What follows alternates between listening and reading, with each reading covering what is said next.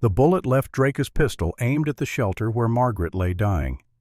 Nathan Bridger had a choice. Let the woman he loved for 12 days perish, or throw himself between her and death. He did not hesitate. The impact spun him like a rag doll. Blood spread across his chest, warm and wet. Through dimming vision he saw Margaret one last time before darkness claimed him. This is how a mountain man learned that some promises are worth dying for. But to understand why Nathan Bridger stood in front of that bullet, we must go back to the autumn of 1872, when the most extraordinary woman he ever met collapsed bleeding beneath a pine tree 200 yards from his cabin door. The fire crackled low in the stone hearth, casting shadows that danced across the rough-hewn walls of the cabin. Outside, the Montana wind howled through the pines, carrying with it the first whispers of autumn. September 14th.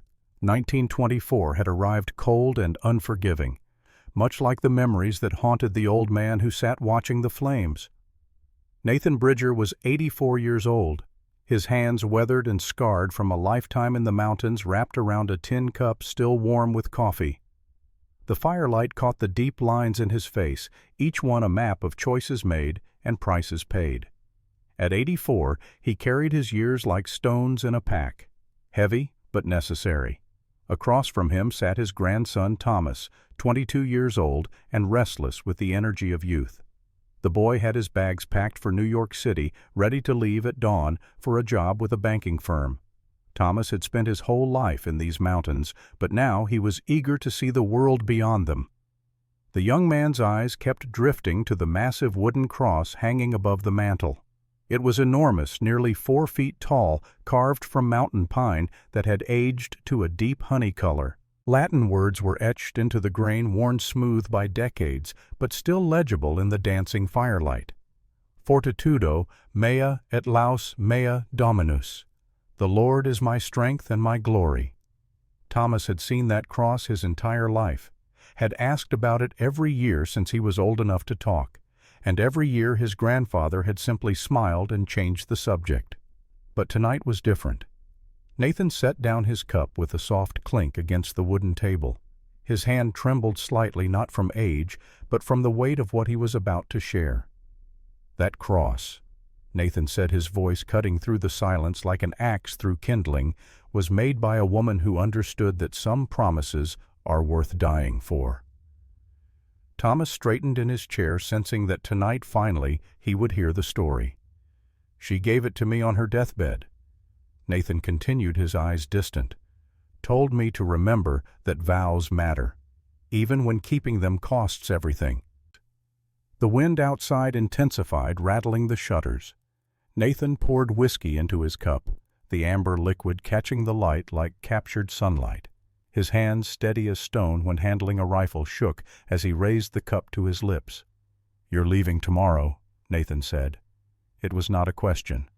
"Going to the city, building a new life." Thomas nodded. "Yes, sir." "Then it's time you understood about promises, about the kind of commitment that defines what sort of man you are." Nathan's eyes fixed on his grandson with an intensity that made the young man lean forward. "So let me tell you about the autumn of 1872, when the most extraordinary woman I ever met came to this cabin asking for sanctuary." Nathan settled back in his chair, his gaze drifting to the flames. She had 3 minutes to live. The rope was cutting into her skin. The man with the whip was raising his arm. This is the story of how a mountain man saved a nun twice his size, and why that decision almost killed them both. The fire popped and sparked. Outside, the wind carried the scent of coming snow, and in the quiet of the Montana cabin, the old man began to speak of a time when he was young and alone, before the vow that would define the rest of his days. September 1872. Nathan Bridger was 32 years old, and he had not spoken to another human soul in 5 years. The mountains knew him by the sound of his footsteps, by the echo of his rifle. Nathan moved through the pine forest like smoke, leaving barely a trace on the carpet of needles beneath his boots. At 9,000 feet, the air was thin and cold even in early autumn. The elk he tracked moved somewhere ahead, browsing in a clearing he knew lay just beyond the next ridge. He had left the cabin 3 hours before dawn, moving by starlight, and instinct through terrain he could navigate blind. This was his domain earned through 5 winters of solitude and survival. Every tree, every stone, every game trail existed in his mind as clearly as the layout of his own cabin. The Sharps rifle felt like an extension of his arm, 50 caliber single shot capable of dropping an elk at 300 yards if the shooter knew his business. Nathan knew his business. He had learned it in the war, refined it in the mountains, and practiced it until the act of killing became as natural as breathing. Not easy, never easy, but necessary for survival. He reached the ridgeline and dropped to one knee, studying the clearing below. The elk was there, a bull in his prime, head down as he grazed in the morning mist. 200 yards, slight upward angle wind from the northwest at maybe 5 miles per hour. Nathan's hands moved with practiced efficiency. He poured black powder from his horn, measuring by eye and experience. 70 grains the load he trusted for this range. The minié ball seated with a firm push of the ramrod. Percussion cap placed with fingers that knew the weight and feel of every component. He shouldered the rifle, found the elk in his sights, controlled his breathing the way the Army had taught him a lifetime ago. Inhale, exhale, halfway hold. The world narrowed to the point where the front sight met fur and bone. The rifle spoke once. The sound rolled across the valley like thunder, startling a flock of crows from their roost. The elk dropped where it stood dead before it knew danger existed. Clean kill, quick death, the only kind Nathan allowed himself to make. The work that followed was harder than the killing. Field dressing a bull elk required knowledge and strength in equal measure. Nathan's Bowie knife was sharp enough to shave with, and he used it with the precision of a surgeon. He bled the animal properly, preserved the hide with care, quartered the meat into portions he could manage. 4 miles back to the cabin, carrying 80 pounds of meat and hide. The mule he had brought met him halfway, trained to stay within earshot and come to his whistle. By the time he reached home, the sun stood high overhead, and his shoulders ached with the good pain of honest work. The cabin waited where he had left it, solid and silent against the mountainside. He had built it with his own hands, with the help of men now 5 years dead. Log walls chinked with mud and moss, a roof of split shakes that shed snow, and rain windows small enough to defend and large enough to let in light. It was not much, but it was his. He hung the elk meat in the smokehouse, already imagining the months ahead when this kill would keep him alive through the deep snows. The hide he stretched on a frame, scraping it clean, with motions worn smooth by repetition. Waste nothing. Use everything.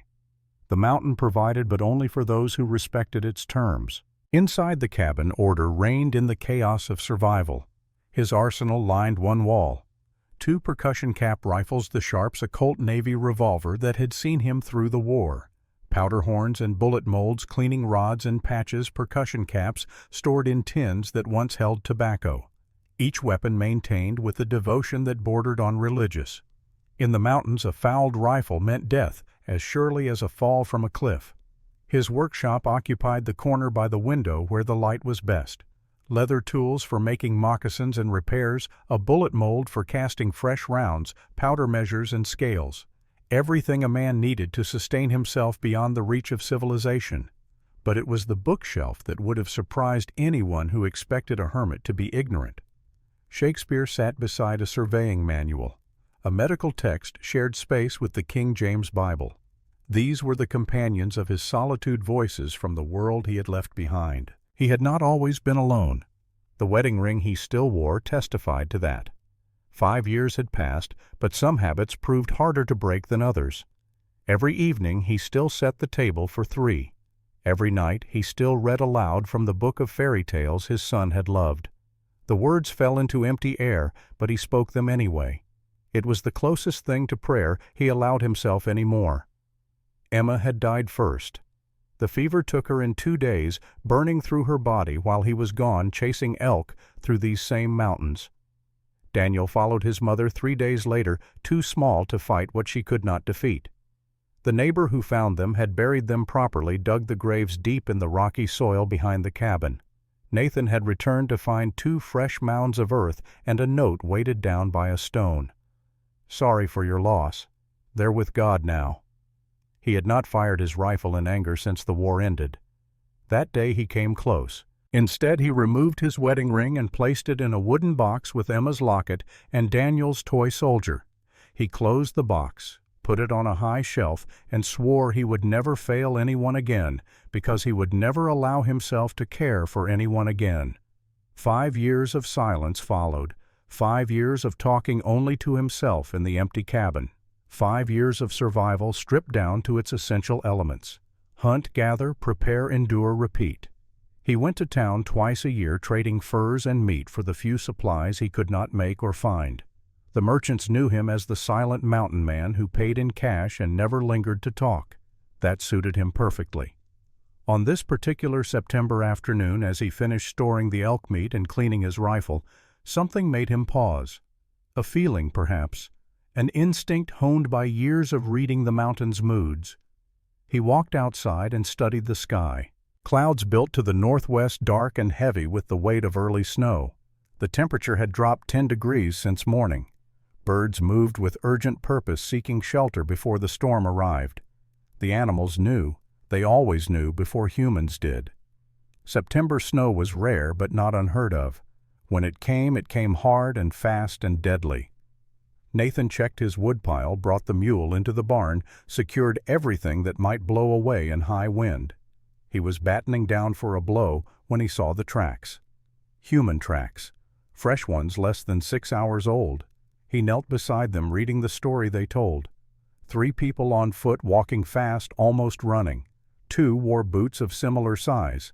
1 wore larger boots and walked with an uneven gait as if injured or exhausted. Blood drops marked the trail every few yards. Someone was hurt. 6 hours behind them, mounted men followed. 4 riders, maybe more. The tracks told him they were in no hurry. They knew their quarry was on foot and slowing.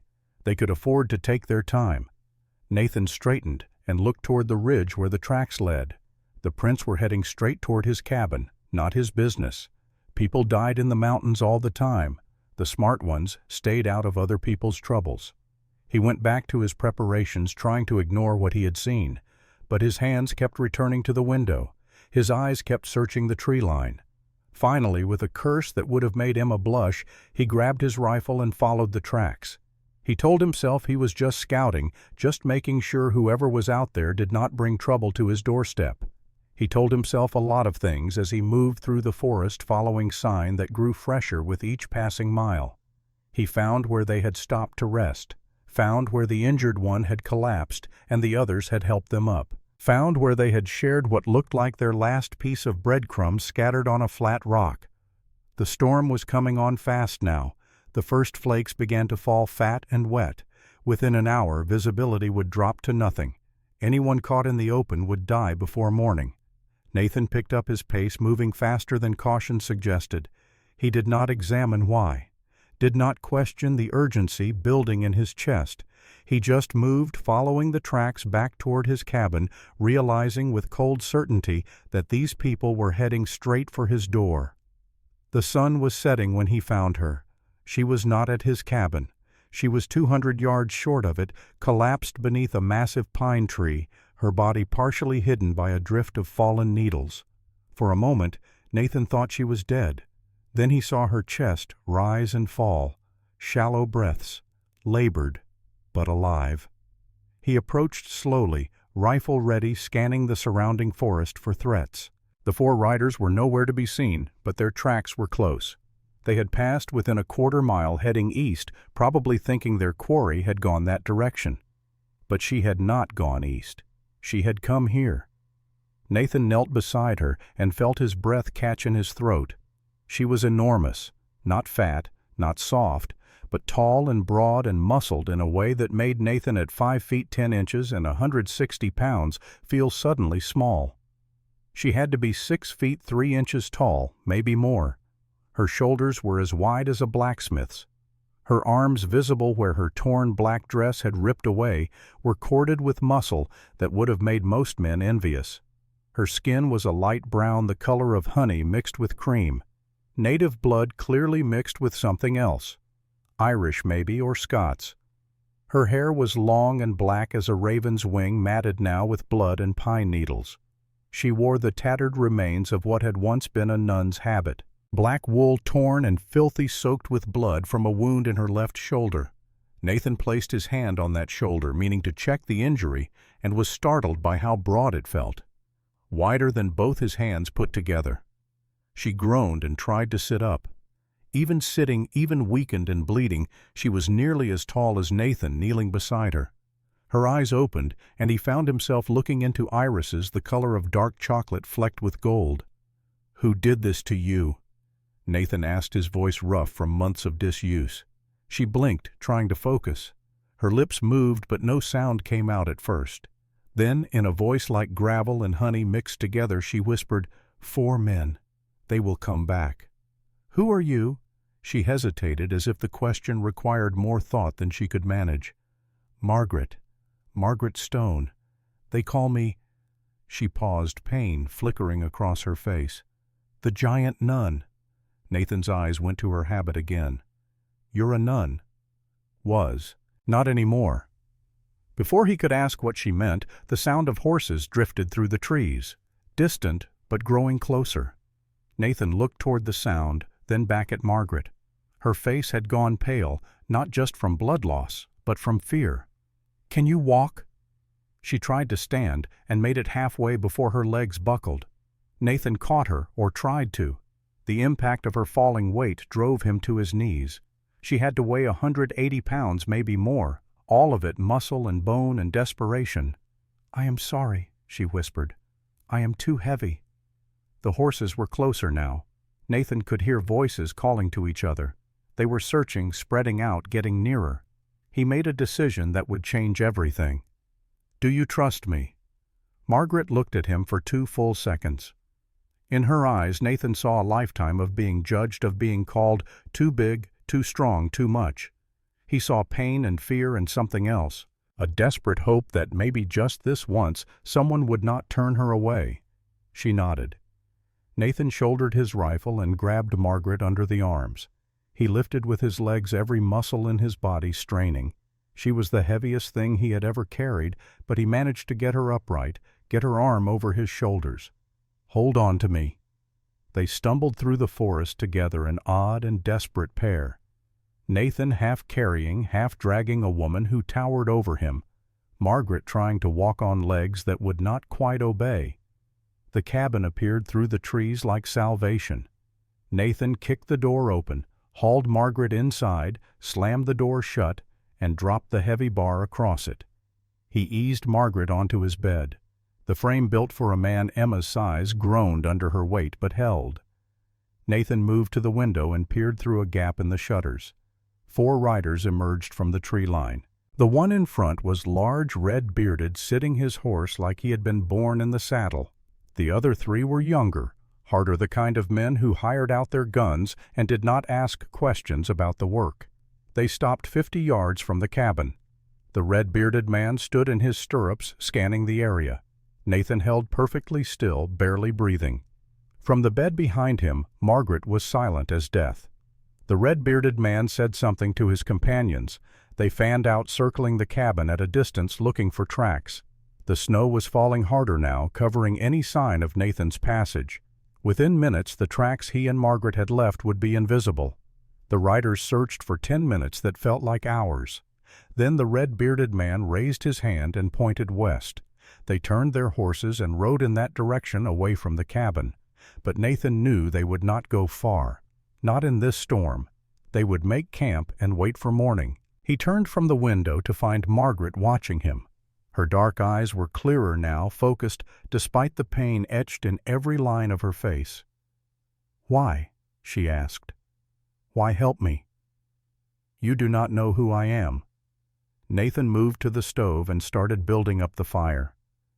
5 years ago, my wife died while I was not home. This time I am home." He filled a pot with water and set it to boil. Then he gathered his medical supplies, what few he had: whiskey for cleaning wounds, needle and thread for stitching, willow bark for pain and fever. "That wound needs attention," he said, gesturing to her shoulder. I need to cut away your habit to see it properly." Margaret nodded, too exhausted to protest. Nathan approached with his knife, a well-honed blade he used for skinning game. He placed the edge against the thick wool of her habit and began to cut. The knife stopped, would not go through. He tried again, putting more pressure. The blade actually bent slightly before finally parting the fabric. Margaret saw his expression, and despite everything, smiled weakly. Triple-layered wool. Montana winters are very cold. Nathan had to use his metal shears, the ones for cutting wire, to fully remove the garment. When he finally got it off, he could see the wound clearly. A stab wound, deep and angry, just below her collarbone, defensive from the angle. She had raised her arm to protect herself and taken the blade through the shoulder instead of the heart. "This will hurt," Nathan said, pouring whiskey over the injury. Margaret bit down on a wooden spoon he offered her, jaw clenching so hard he heard her teeth creak. But she did not cry out. Nathan worked quickly and efficiently the way he had learned in the war. 12 stitches to close the wound. His hands did not shake. When he finished, he wrapped her shoulder with clean linen and stepped back. "Thank you," Margaret said, her voice barely above a whisper. Nathan brought her water and willow bark tea. "Drink. You have lost blood." While she drank, he went to the trunk where he kept Emma's clothes. He had not opened it in 5 years. His hands trembled as he lifted the lid. The smell of lavender and cedar wafted up. Emma had loved that smell, had kept sachets in all her clothes. Nathan pulled out a simple dress and undergarments. They would be large on most women, but Emma had been tall, not as tall as Margaret, but tall enough that these might fit. He brought them to the bed. "These were my wife's. You should get out of those wet things." Margaret looked at the clothes, then at Nathan. "Where is your wife now?" "Dead. 5 years." "I am sorry." Nathan turned away, giving her privacy to change. "So am I." Behind him he heard her moving slowly, painfully, the rustle of fabric. A soft gasp when the movement pulled at her stitches. When she said she was finished, Nathan turned back. The dress fit better than he expected, though it was still tight across her shoulders and short by several inches on her legs. But she looked more human now, less like a blood-soaked specter and more like a woman. Nathan brought her food. Elk stew from yesterday's pot bread he had baked 2 days ago, dried apples from his stores. Simple food, but hot and plentiful. He watched her try to hide her hunger, taking small bites, chewing slowly, but her eyes never left the pot and her hands shook when she brought the spoon to her mouth. "Eat your fill," he said. "There is plenty more." So she did. And Nathan, who had eaten alone for 5 years, sat across from her and ate as well. They did not speak. There was nothing that needed saying yet.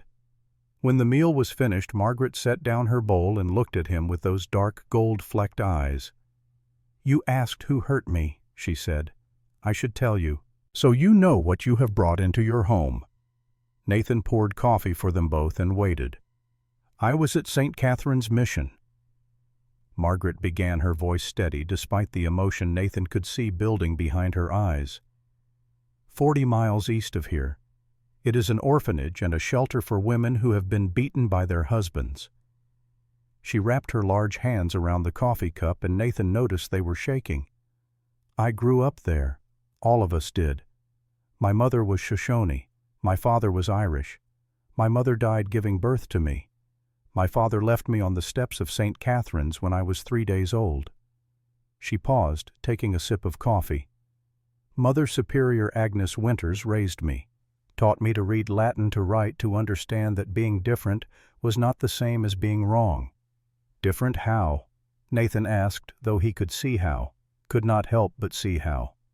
Margaret smiled, but there was no humor in it. "I was always big. By the time I was 12, I was 5 feet 10 inches tall. By 14, I was 6 feet 1 inch. No man wanted to marry a girl who could look down at him, who was stronger than him." "So you became a nun?" "At 14, yes. Took simple vows. Spent 14 years in the convent praying every day that God would make me smaller, make me normal." She looked down at her hands, at the muscles that corded her forearms. "He never did." Outside the wind howled and the snow fell harder. Nathan added wood to the fire. The mission needed funding, Margaret continued. Most of it came from one man, Cornelius Drake.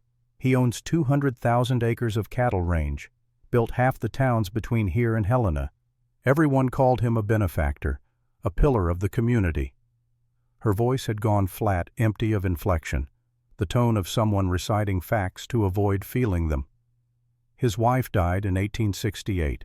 No children. After that, he started visiting the mission more often. Checking on his investment, he said, making sure his money was well spent. Nathan's hands tightened on his cup. He knew where this story was going, had heard variations of it too many times before. He made comments about the younger women, about how we were growing. Mother Agnes warned him, told him his attention was inappropriate. Margaret's eyes hardened. He laughed, said he owned the sheriff, the judge, the telegraph operator. Asked who we thought we could tell that would matter. The fire crackled. Snow hissed against the windows. 3 nights ago, September 11th, he came to the mission drunk, said he deserved compensation for his generosity, that he wanted private time with some of the younger women. Mother Agnes refused. She put herself between us and him, and he— Margaret's voice broke for the first time. He beat her with his fist, then with a candlestick from the altar, in the chapel, on the holy ground she had dedicated her life to serving. Tears ran down her face now, but she made no sound, silent crying, the kind that comes from practice at grief. I was in the confessional booth with 2 other sisters. We heard everything, saw through the screen.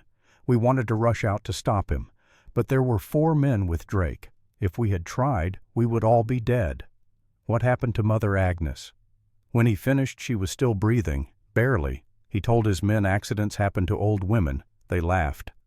Margaret wiped her eyes with the back of her hand. Then he looked toward the confessional, and he said, "Bring me the big one. Time to break her in proper." Nathan felt something cold settle in his chest, something he had not felt in 5 years. Rage. "You ran." "We ran, took his horse, stole money from the offering box. But that is not why they are chasing us." She reached down to where she had placed a leather satchel when Nathan was not looking. She opened it and pulled out a small journal bound in dark leather. "I documented everything. 5 years of abuse.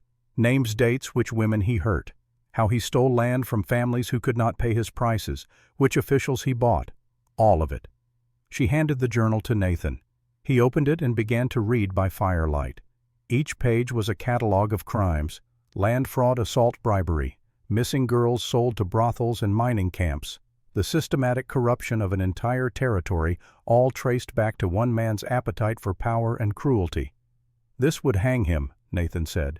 "If anyone believed us, we are nuns, women. He is Cornelius Drake. He built half the territory." Nathan closed the journal and handed it back. "They will come back, tomorrow when the storm clears, with more men." "I know. You cannot run anymore. You are injured, on foot, no supplies.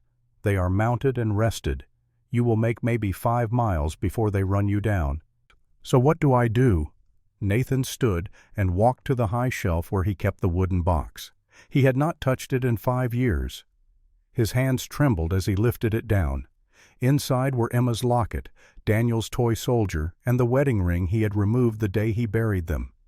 He held up the ring, turning it in the firelight. Simple gold worn smooth by years of wear. 5 years ago, he said, I made a vow to my wife, to protect our family. I failed. I chose a hunting trip over them. They died alone while I was chasing elk through these mountains. He slipped the ring back onto his finger for the first time since their deaths. It felt heavy. Right. I took this off because I did not think I deserved to wear it. I broke my oath when I was not there for the people who needed me.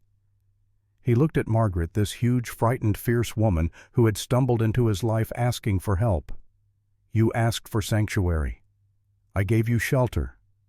But shelter is not enough, not with what is coming.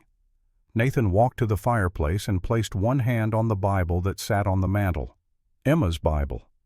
The other hand he extended to Margaret.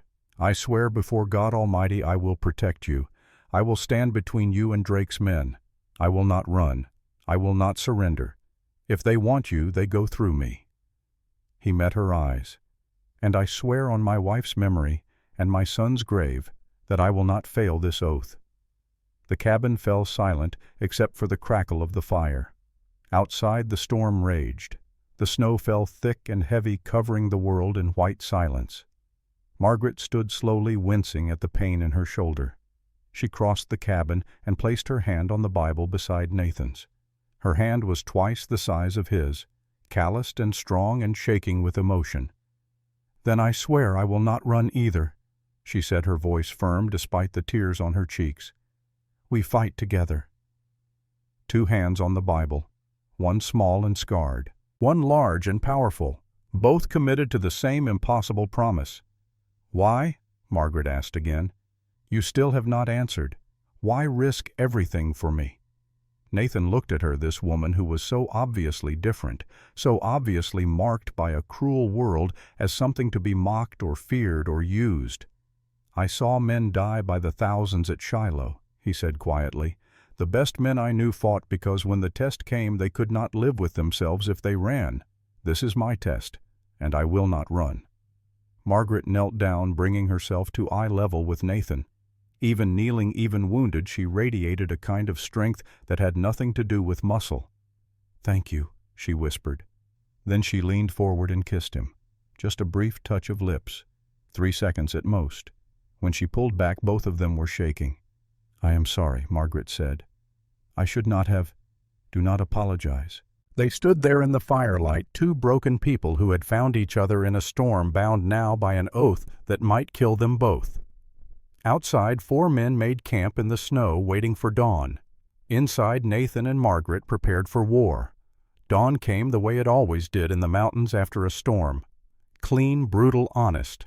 The sky broke pale blue between scattered clouds, and new snow covered everything in white silence. 8 inches had fallen, transforming the landscape into something pristine and unmarked. Nathan rose before the sun habit, stronger than exhaustion. He rebuilt the fire from embers, put coffee on to boil, and stepped outside to read what the night had written. The 4 riders had stayed in their camp. He could see smoke still rising from their fire half a mile down the valley. They were waiting for full light before making their move. Smart. The fresh snow made tracking easy, but it also made ambush possible. They would come in careful, ready for trouble. He was checking his perimeter when he heard movement behind him. Margaret stood in the doorway, wrapped in one of Emma's shawls, watching him with eyes that looked less haunted in the morning light. "Could not sleep?" he asked. She shook her head and stepped outside, closing the door quietly behind her. For a long moment she just stood there, breathing the cold mountain air, looking at the snow-covered peaks with something like reverence. "It is beautiful here," she said softly. "It is lonely, though." Margaret turned to look at him. "Is that why you stayed, after your wife died, to be alone?" Nathan did not answer immediately. He looked out at the valley, at the mountains that had been his refuge and his prison for 5 years. "I stayed because I did not trust myself around people anymore. I failed the 2 people who mattered most. Thought maybe if I stayed away from everyone else I could not fail them too." "That is not how it works," Margaret said gently. "Isolation does not protect you from loss. It just guarantees you will be alone when it comes." Nathan looked at her, this woman who had spent 14 years in a convent, praying to be smaller, to be less. "Is that why you became a nun, to be alone?" Margaret smiled sadly. "I became a nun because no man wanted a wife who could look down at him, who was stronger than him. The convent was the only place that would take me." "But you left." "I left because I realized I was not hiding from the world. I was hiding from myself, from the person God actually made me to be." She walked to the fence line, her feet wrapped in makeshift wool coverings, leaving large prints in the snow. She should have been cold, but she did not seem to notice. Her attention was fixed on something Nathan could not see. "For 14 years I prayed to be smaller," she said. "Every morning, every night. Please God, make me normal, make me fit, make someone want me." She turned back to Nathan.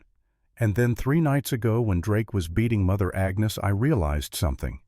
God did not make me small because he needed me to be big enough to protect people, big enough to stand when others fell, big enough to carry weight others could not. But you ran. I ran because I was not ready yet, was not strong enough yet, but I am learning. She looked down at her hands, those massive, powerful hands that could have broken Drake's neck if she had chosen to use them. You asked last night why I kissed you, Margaret said. Do you want to know the real reason? Yes. Because you are the first man who ever looked at me and did not flinch, did not step back, did not make a joke about my size. Her voice dropped to a whisper. You just saw me. Margaret, not the giant, not the freak, just me. Nathan crossed to where she stood. Even in the snow, her feet protected only by makeshift wrappings, she was 5 inches taller than him. But he did not step back, did not look away. I see you, he said, and what I see is the bravest woman I have ever met. Before either of them could say more, the sound of horses drifted up from the valley. 8 riders this time, not 4. They were coming. Nathan grabbed Margaret's arm. Inside, now. Margaret turned and limped quickly back toward the cabin, wincing with each step. Nathan followed, supporting her injured side. They moved as fast as Margaret's wounded shoulder would allow. Nathan barred the door behind them and moved to the window, rifle in hand. The 8 riders stopped 200 yards out, just beyond accurate rifle range. The red-bearded man rode forward alone, stopping 100 yards from the cabin. Nathan Bridger, he called out, his voice carrying in the still morning air. Name's Garrett Sullivan. I work for Mr. Drake. I am looking for 3 women, dangerous criminals, nuns who murdered Mother Superior Agnes and stole from the mission. Nathan stepped onto the porch, rifle visible but not raised. Casual, unthreatening. But his message was clear, armed and unafraid. Have not seen anyone, he said. Garrett's eyes narrowed. He could see smoke from the chimney, could probably smell cooking from earlier. A hermit living alone did not need that much fire or that much food. You sure about that storm last night was brutal? Anyone caught in it would have needed shelter, and your cabin's the only one for 10 miles. Like I said, have not seen anyone. Garrett's hand drifted toward the rifle scabbard on his saddle. Behind him, his 7 men spread out slightly, positioning themselves. Mr. Drake is offering a substantial reward, $200 per nun. That is $600 for information. That is a lot of money for a mountain man. Do not care for Drake or his money. Garrett's face darkened. Careful, friend. Mr. Drake owns this territory. Owns the valley, owns the towns, owns the law. Owns the valley maybe, not the mountains. The standoff balanced on a knife's edge. 8 armed men against 1. The odds were clear. But Garrett was smart enough to read the terrain. Nathan had high ground cover and the cold certainty of someone who had killed before and would kill again without hesitation. Nathan stood alone on the porch, his posture relaxed but alert. Behind him, through the partially open door, shadows moved in the dim interior. Margaret remained hidden inside, positioned carefully so Garrett could not get a clear view of her distinctive height or build. The morning sun streaming through the windows created confusing silhouettes that made it difficult to discern how many people were actually inside. How long have you folks been here? Garrett asked, his eyes narrowing. Week or so. Nathan answered, his tone casual. My wife and her sister came over from Bozeman before the storm hit. I was already here. It was believable. Happened all the time. Early snow-trapped travelers in the mountains every year. Garrett sat his horse for another long moment, weighing whether to push harder. Then he made his decision. One wrong move, and Nathan would put a bullet through him before his men could react. And Garrett, whatever else he was not stupid. Mr. Drake is still offering that reward, Garrett said. If you see anything suspicious, you can find us in Copper Ridge. I will be sure to ignore it, Nathan said flatly. The insult landed hard. Garrett's jaw clenched, but he was outnumbered in the ways that mattered. He wheeled his horse and rode back to his men. They talked briefly, then turned and headed back down the mountain. But one of them, a younger man, kept looking back. Suspicious. Uncertain. Nathan watched until they disappeared into the tree line. Only then did he lower his rifle. "They will be back," Margaret said quietly. "Yes, with more men." Nathan turned to face her. "We need to prepare. We have maybe 1 day, maybe 2. The morning passed in preparation. Nathan showed Margaret how to load the rifles, how to measure powder, how to seat bullets properly. She learned fast, her large hands surprisingly dexterous with the small components. By noon they had made 60 rounds of ammunition. It was not enough, not nearly enough, but it was something. They worked in comfortable silence, falling into a rhythm that felt almost natural. Nathan would measure the powder, Margaret would seat the bullets. Pass, load, repeat. "You are good at this," Nathan said, watching her work. "I helped Father O'Brien with repairs at the mission," Margaret explained. "Carpentry, metalwork, whatever needed doing. He said I had a gift for it." "Your father was a blacksmith." Margaret paused. "I do not know. My mother left me at the mission when I was 3 days old. She was Shoshone, I know that much. But my father," she shrugged, "could have been anyone." Nathan watched her hands move, watched the way she handled the heavy components with ease. "Did it bother you? Not knowing?" "When I was young, yes. I used to imagine he was someone important. A chief, maybe, or a great warrior, someone whose size I inherited with pride." She smiled sadly. "As I got older, I realized it did not matter. He left me. That is all I need to know about him." They finished the ammunition as the sun reached its peak. 60 rounds. Nathan divided them carefully. 40 for the sharps, 20 for the other rifles. "Now we fortify," he said. Margaret proved invaluable for the heavy work. She lifted logs that Nathan would have struggled with, carried them to the windows, helped him stack them for protection. Within 3 hours, they had transformed the cabin into something resembling a fortress. Not impregnable, but defensible. As the sun began to set, Nathan heard horses approaching. His hand went to his rifle, but he relaxed when he recognized the rider. A boy, maybe 12 years old, on a tired mare. He stopped 50 yards from the cabin and called out, "Mr. Bridger, I got a message." Nathan stepped onto the porch. "From who?" "Mr. Drake says to give this to you." The boy dropped a folded paper on the ground and rode away fast, clearly wanting no part of whatever was happening here. Nathan retrieved the paper and brought it inside. Margaret stood by the fire, her face pale. He unfolded the letter and read aloud, "Margaret Stone, you cannot hide forever. I have 20 men. You have 1. Give yourself up. I will let Nathan Bridger live. Otherwise you both die. You have 3 days. Cornelius Drake." Margaret's hands clenched into fists. "He is giving us time to be afraid." "Is it working?" "Yes." Nathan folded the letter and threw it into the fire. They watched it curl and blacken and turn to ash. "There is something I have not told you," Margaret said, her voice barely above a whisper. Nathan waited. "Drake does not just want to kill me, he wants to marry me." Nathan felt something cold settle in his stomach. "What?" "He is a widower, has no children. He believes that strong women make strong sons.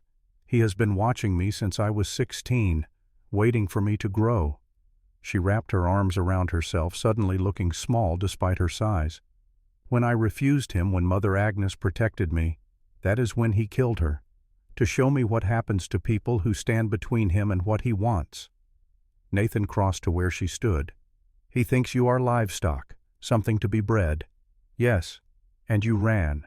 "I ran because I was afraid of what he would do, afraid of what I might do if I stayed." She looked down at her hands. "These hands could have killed him, could have snapped his neck like kindling, but I was too afraid to use them." Nathan took one of those massive hands in both of his own. "You are not afraid now." "No, now I am angry."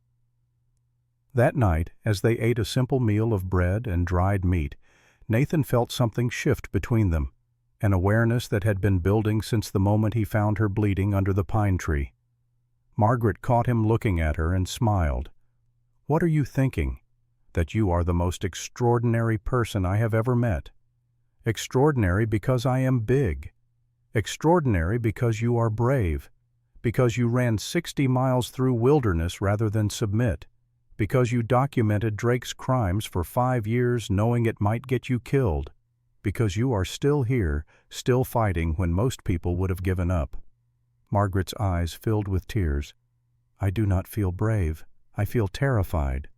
Brave is not the absence of fear. It is doing what needs to be done despite the fear. She stood and crossed to where he sat. Even standing, she towered over him in his chair. May I ask you something? Anything. Do you think you could ever— She paused, gathering courage. Could you ever love someone like me? Someone too big, too different. Nathan stood, bringing himself closer to her height, though she still had 5 inches on him. I think I already do. Margaret's breath caught. Truly. 5 years I have been dead inside, going through motions, surviving but not living. Then you came into my life and suddenly I feel alive again. Suddenly I have something worth protecting, worth fighting for, worth dying for if it comes to that. I do not want you to die for me. Then we will live together instead. She leaned down and kissed him. Not the brief, uncertain touch from last night. This was deeper, longer, full of need and hope and the desperate knowledge that they might not have much time. When they finally broke apart, both were breathing hard. I have never— Margaret started, then stopped. Her cheeks flushed. I was a nun for 14 years. I took vows of chastity. And now I want to break them, with you, if you want me. Nathan cupped her face in his hands, marveling at how she had to bend down for him to reach. I want you, but not like this. Not when you are running, not when death might come tomorrow. When this is over, when you are safe, when you can choose freely without fear, then we will talk about what comes next. Margaret's eyes overflowed. You are too good. I am just trying to do right by you. She pulled him into an embrace, her arms wrapping around him completely. Nathan had forgotten what it felt like to be held, to feel safe in someone else's strength. They stood like that for a long time, 2 people finding solace in each other against the dark. The next morning, September 16th, dawned cold and clear.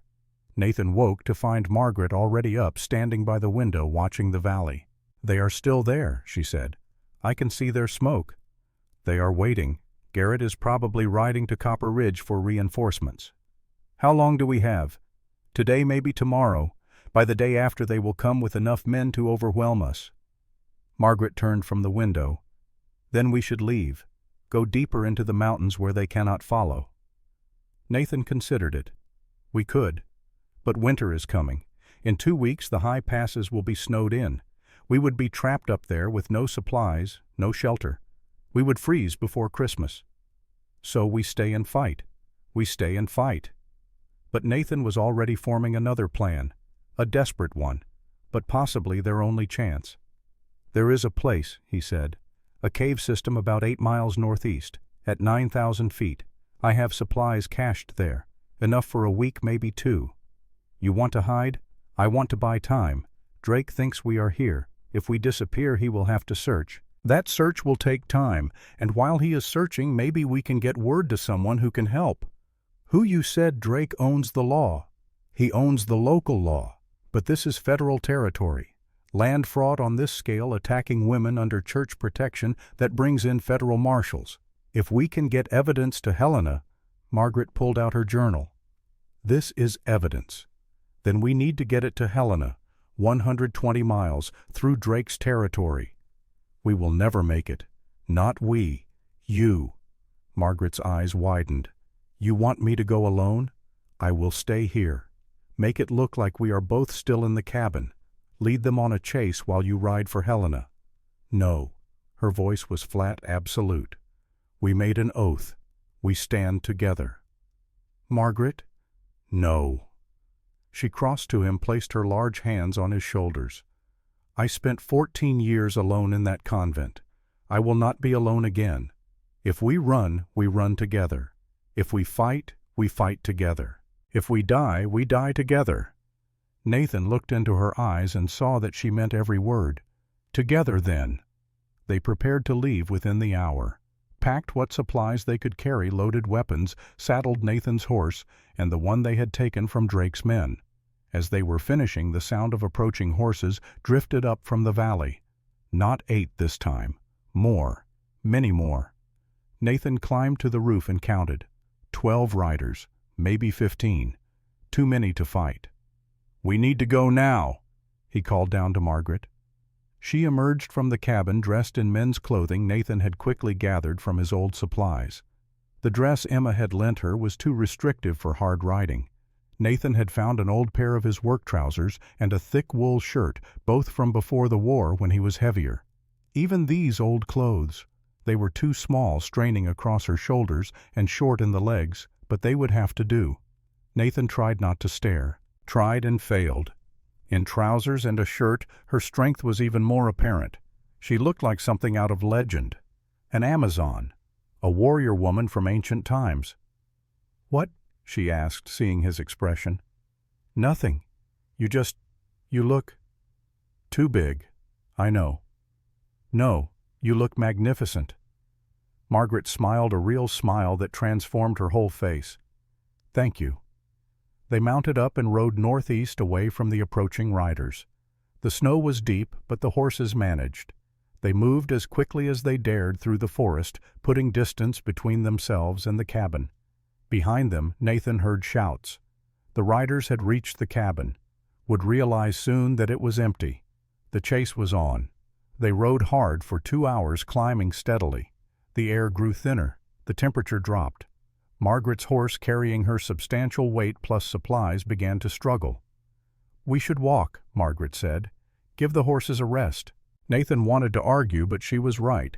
At this altitude, with this much weight, the horses needed breaks. They dismounted and led the animals on foot. Margaret walked easily, despite the thin air, her long legs eating up the distance. Nathan, shorter and breathing hard from the altitude, struggled to keep pace. "Are you all right?" Margaret asked, noticing his labored breathing. "Fine.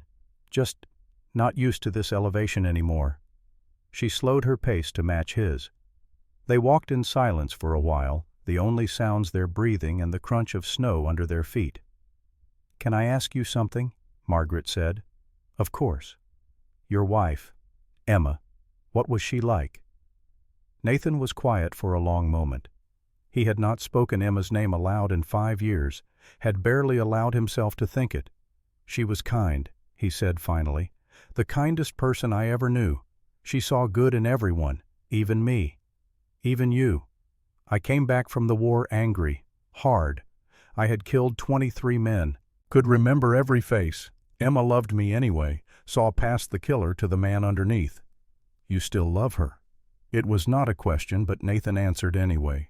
"I will always love her. She gave me the only happy years of my life, gave me a son, gave me hope." He glanced at Margaret, saw the sadness in her eyes.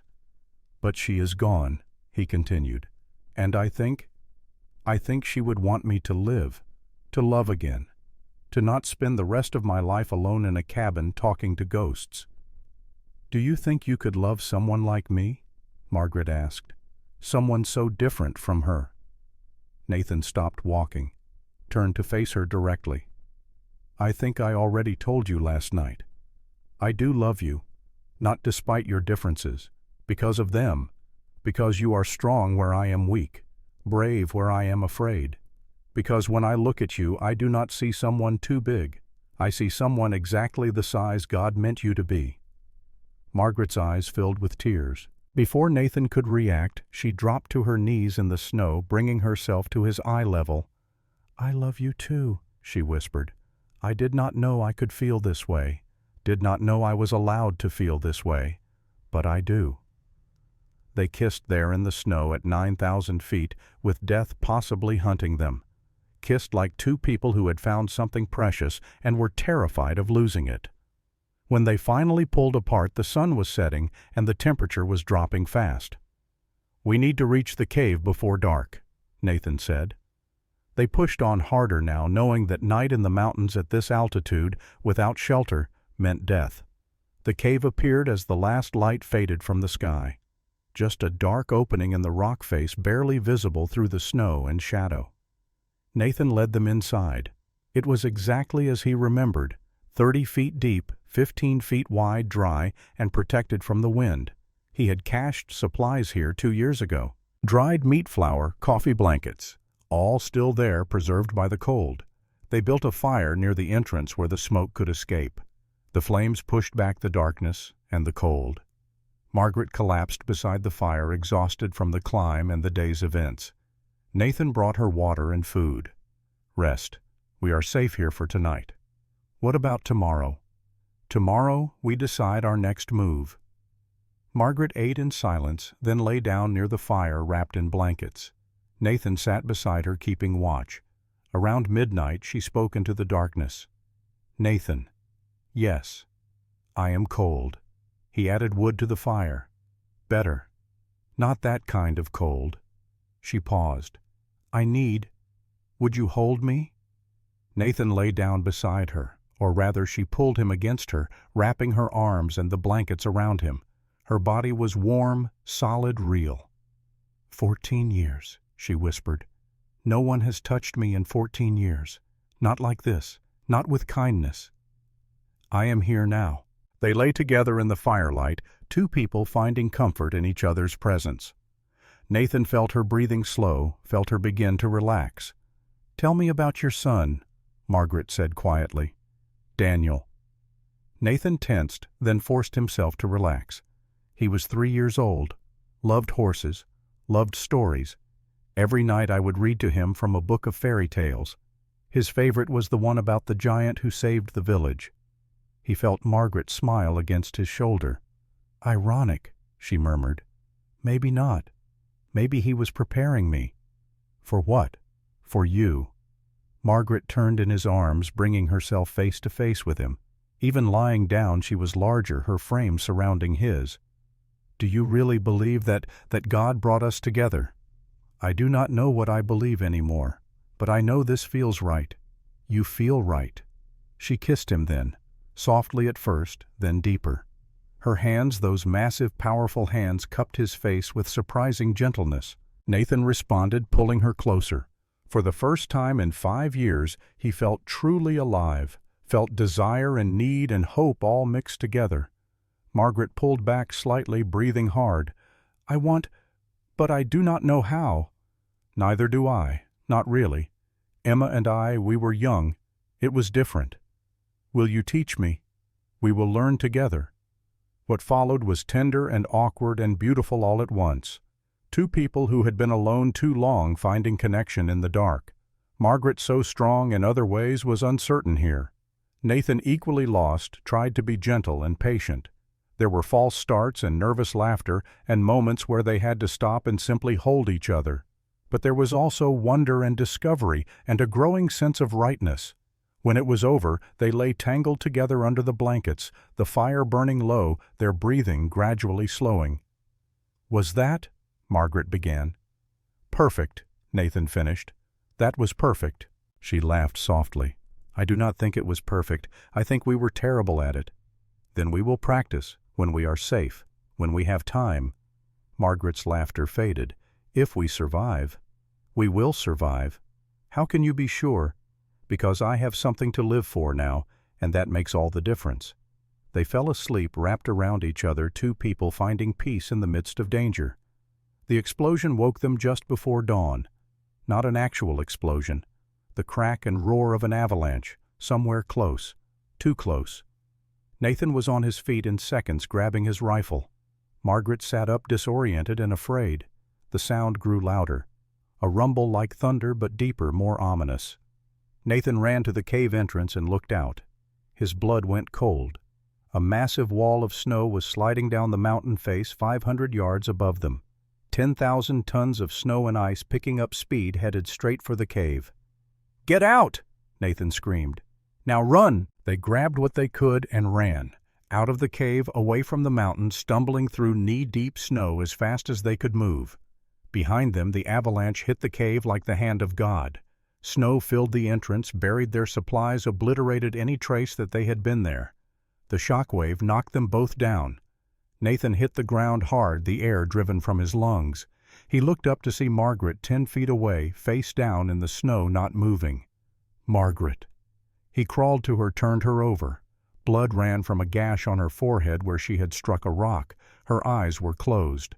No, no, no, no, not again.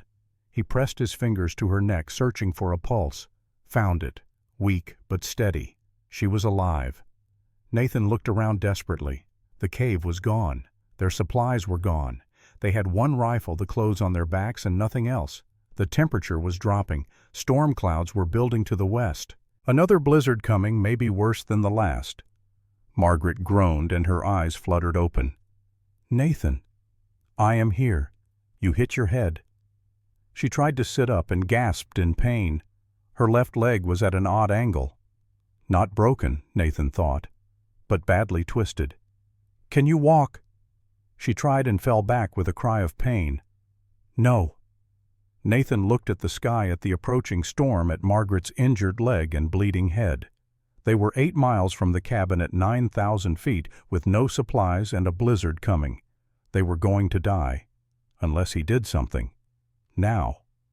Nathan stood and pulled Margaret to her feet, or rather to her one good foot. He got under her arm, taking her weight. We are going down, back to the cabin. We cannot make 8 miles, not with me like this.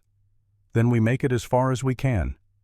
They started walking, or rather Nathan walked and Margaret hobbled, leaning heavily on him. Every step was agony for her. He could see it in the tightness around her eyes, the way she bit her lip to keep from crying out. The first mile took 2 hours. The second mile took 3. By the third mile, Margaret could not go on. She collapsed in the snow, her face gray with pain and exhaustion. Leave me, she said. Get help. No. Nathan, please, you will die trying to save me. Then I die. But I am not leaving you. He picked her up, all 180 pounds of her, lifted her into his arms like a groom carrying a bride over the threshold, and started walking. He made it 50 yards before his legs gave out. He tried again, made it 30 yards. On the third attempt he made it 20 yards before falling to his knees. Margaret was crying now. Please, please just leave me. I am too heavy, too big. I have always been too big. Nathan looked at her, this woman who had been told her whole life that she was too much, too big, too strong, too different. You are not too big, he said fiercely. You are exactly the size you need to be, and I am not leaving you. He stood again, lifted her again, and started walking again. This time he made it 100 yards before his body simply quit. He set her down as gently as he could and collapsed beside her. They were still 5 miles from the cabin. The storm was almost upon them. They had no shelter, no fire, no supplies. Nathan pulled Margaret close, wrapping himself around her as if his body heat alone could save them both. I am sorry, he whispered. I swore to protect you, and I failed. Margaret's hand, weak but still strong enough to matter, touched his face. You did not fail. You kept your oath. You stood with me. That is all I asked. The snow began to fall, soft at first, then harder. The wind picked up, howling through the pines. Nathan felt himself getting drowsy, the first sign of hypothermia. If he fell asleep, he would never wake up. He forced his eyes open, looked at Margaret. Her eyes were closed, her breathing shallow. For the first time in 5 years, Nathan Bridger prayed. God, if you are listening, if you are real, if you care at all, please do not take her. Take me if you must, but please let her live. The snow fell harder. The world went white, and Nathan, holding the woman he loved, felt darkness closing in. He was almost gone when he heard it, a sound that did not belong, not wind, not storm. Voices, horse hooves. Someone was coming. Nathan tried to call out, but his voice would not work. Tried to move, but his body would not respond. The voices grew louder. Shapes appeared through the snow. People, riders. Nathan's last thought before consciousness left him was a prayer of thanks. Someone had found them. They were saved. Or so he hoped. Nathan woke to warmth and the smell of wood smoke. For a moment he thought he was dead. Heaven, perhaps, or just the final dream before the end. Then pain crashed through him. His muscles screamed. His hands burned with frostbite. His lungs ached with every breath. He was alive. He opened his eyes to find himself in his own cabin lying on his own bed. A fire roared in the hearth. Blankets piled on top of him, heavy and warm, and sitting beside the bed, wrapped in one of Emma's shawls, was an old man he had never seen before. The man had kind eyes, weathered skin, and wore the black clothes of a priest. He smiled when he saw Nathan's eyes open. "Welcome back, my son. We thought we had lost you." Nathan tried to sit up and immediately regretted it. Every muscle protested. "Margaret," he croaked. "Where is—" "The woman is in the other room, resting. She will live, though her injuries are severe." Nathan fell back against the pillows, relief flooding through him. "Who are you?" "Father Thomas Riley, the new priest at St. Catherine's Mission, or what is left of it." "How did you find us?" "I did not. My companions did." Father Riley gestured toward the main room. "They are waiting to speak with you, when you are ready." "We were searching the territory for any survivors from St. Catherine's. When we found your cabin abandoned but recently occupied and tracked the avalanche site, we followed the trail down the mountain. We found you and Margaret just in time. We arrived at St. Catherine's on September 13th. After gathering evidence and sending word to Helena, Judge Carter and Marshal Keller came immediately. We reached your region on the 16th following reports of Drake's men searching for fugitives. When we found your cabin abandoned on the morning of the 17th, we tracked you northeast. The avalanche led us to where you had collapsed." Nathan forced himself upright, ignoring the protests of his body.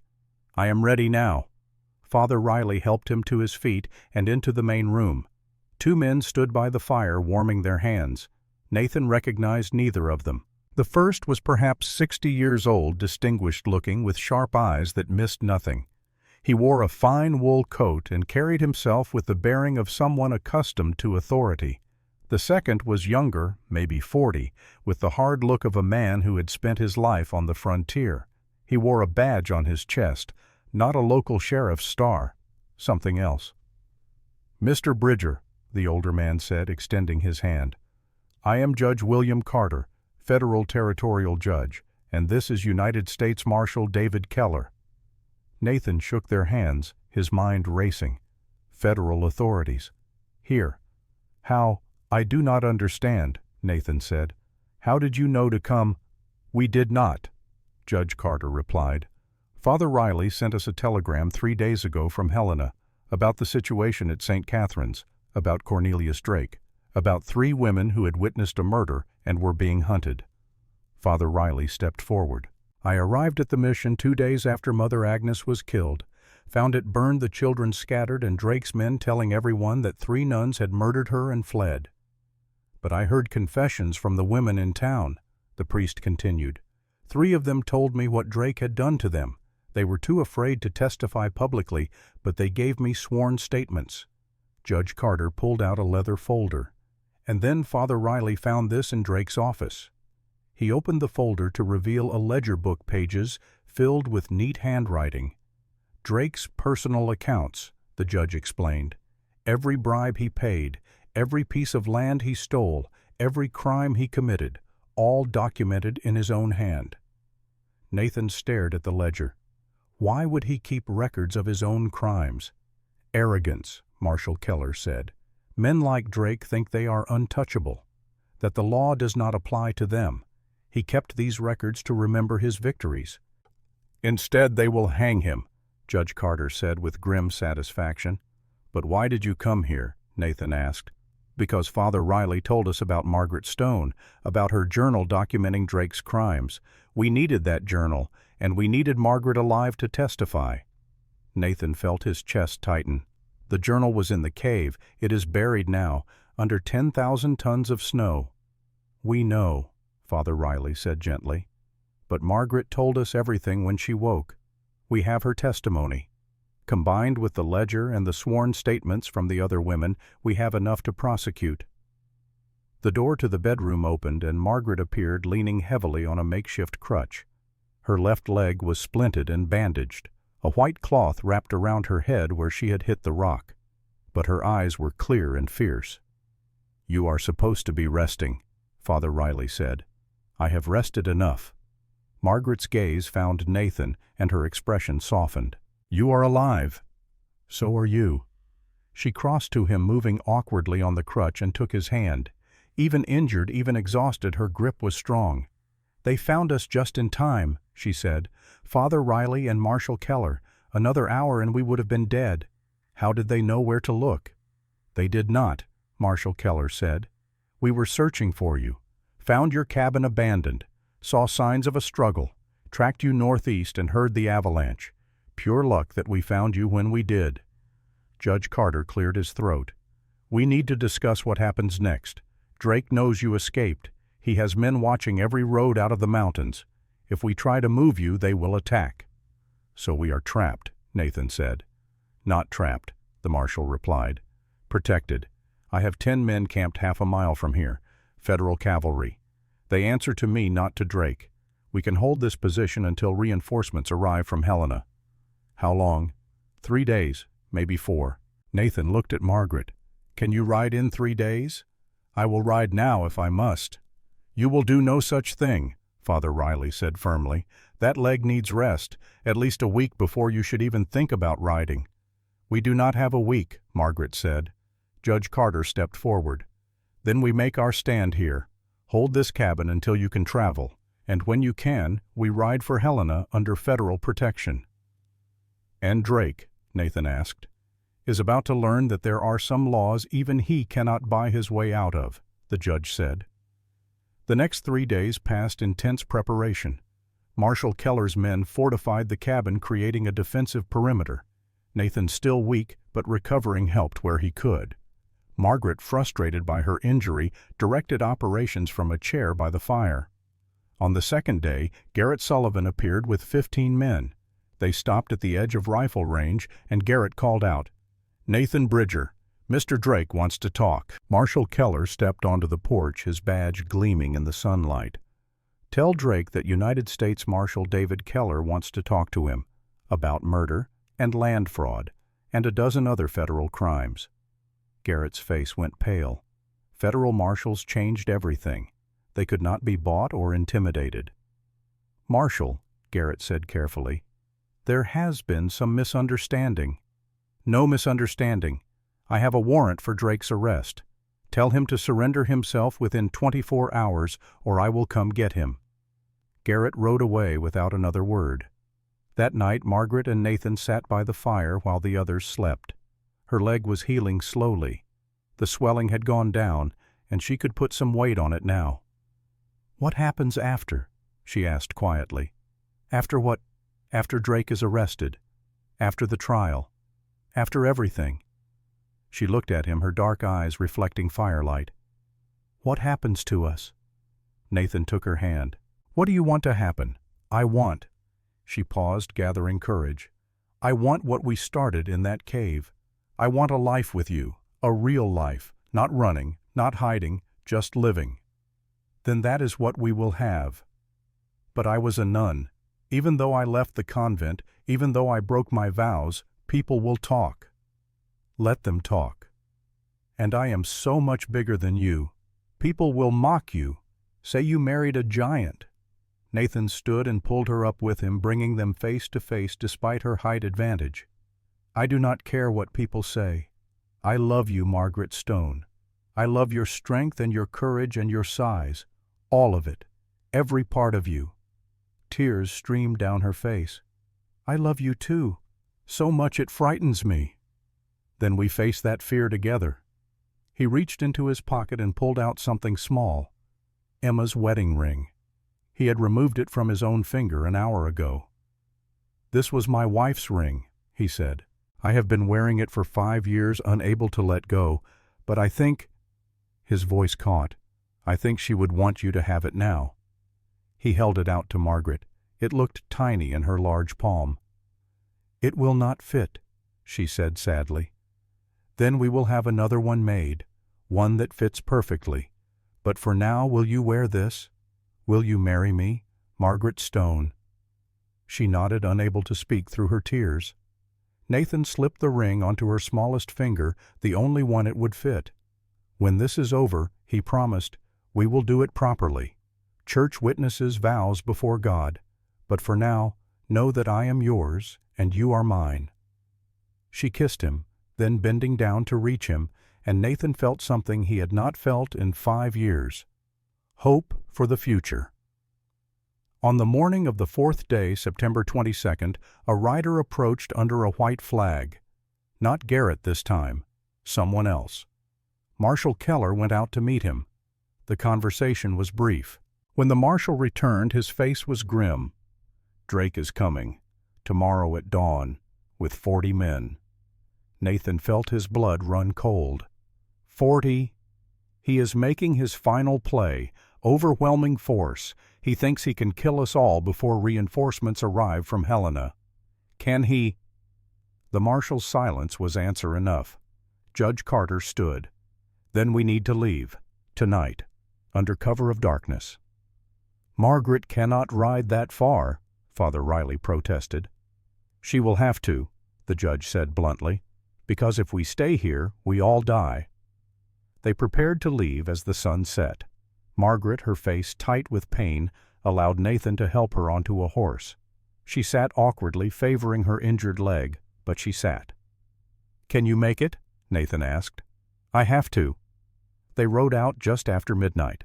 10 federal cavalry, 2 civilians, 1 priest, 1 judge, 1 mountain man, and 1 giant nun, heading east toward Helena, 120 miles away. Behind them, Drake's men would discover the empty cabin at dawn, and the hunt would begin again. They made 40 miles the first day. Margaret gritted her teeth and did not complain, though Nathan could see the pain in every line of her body. That night they camped in a ravine hidden from the road. Marshal Keller posted guards while the others tried to rest. Nathan sat with Margaret, checking her leg. The splint had held, but the ride had caused new swelling. "You should have left me," she said. "We have been through this. I am slowing you down, all of you." Nathan took her face in his hands. "You are the reason we are running, the reason any of this matters. Without you, Drake wins. Without you, Mother Agnes died for nothing. Without you, I would still be alone in that cabin, half dead inside. I am just one woman. You are everything."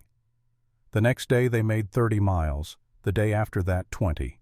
Margaret's leg was getting worse. She developed a fever from infection. Father Riley did what he could, cleaning the wound, applying poultices. But they needed a doctor, real medicine. On the 4th day, disaster struck. They were crossing a narrow mountain pass when Garrett and his men appeared ahead of them. Not 40 men now, 6. But 6 was enough. "Going somewhere, Marshal?" Garrett called out. Marshal Keller's hand went to his pistol. "Out of the way, Sullivan. You are interfering with federal business." "Federal business?" Garrett laughed. "All I see is a judge who exceeded his authority and a marshal who believes lies from murderous nuns. Last warning, move or be moved." Garrett drew his pistol. "I do not think so." The world exploded into violence. Garrett fired first. His bullet caught one of the cavalrymen in the shoulder. The soldier fell from his horse screaming. Marshal Keller returned fire. His shot took Garrett in the leg, dropping him. The remaining 5 men charged. Federal cavalry met them with rifles and sabers. The narrow pass filled with smoke and screams and the clash of metal on metal. Nathan pulled Margaret from her horse, sheltering her behind a boulder. He raised his sharps, aimed, fired. A man 200 yards away fell from his saddle. Margaret, even injured, grabbed a fallen rifle. She fired awkwardly, left-handed, to protect her leg. The bullet went wide, but it was close enough to make a man duck for cover. The fight lasted maybe 2 minutes. When it was over, all 5 of Garrett's men were dead or dying. Garrett himself lay bleeding in the dust, his leg shattered by the marshal's bullet. But the cost was high. 2 cavalrymen were dead, 3 more wounded, including Marshal Keller, who had taken a bullet through the shoulder. Judge Carter knelt beside the marshal. "How bad?" "Bad enough," Keller gasped. "Bullet is still in there, needs to come out." Father Riley examined the wound. "I can do it, but not here. We need to keep moving." They secured Garrett to a travois behind a horse, his shattered leg splinted and bandaged. He would stand trial for his crimes, assuming they made it to Helena alive. They rode on slower now, the wounded men struggling. Margaret's fever climbing higher. That night, 50 miles from Helena, Margaret collapsed. Nathan caught her as she fell from the saddle. Her skin was burning hot. The fever had spiked dangerously high. "We need to stop," Father Riley said.